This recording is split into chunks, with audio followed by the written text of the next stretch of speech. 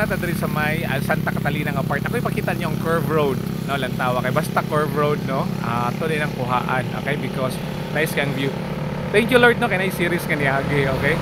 So ako nang maabot ka kanina, no. Ano naka-chance na naka-timing ta. So yan, ako ipakita niyo diri, no, sa may taas nga part. Kinakakita mo og hagdan, no, kana bang hagdan.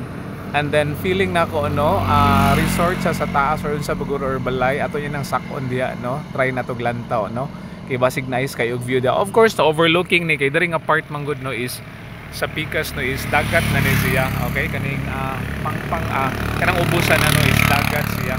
Ako ibalik tanawan ninyo mga lubi na sa taas. Okay, nice case nga tanan. Okay, ana siya. And then akong ipakita ninyo po, no, diri nga part na yung mga landslide ginagmay, no, along ni siya sa National Highway, no, diri sa may Santa Catalina. Okay, so kita-kita ta dito, no, sa atong travel destination Basay ta karon. Okay, so thank you Lord for safety travel and of course, no, for safety arrival.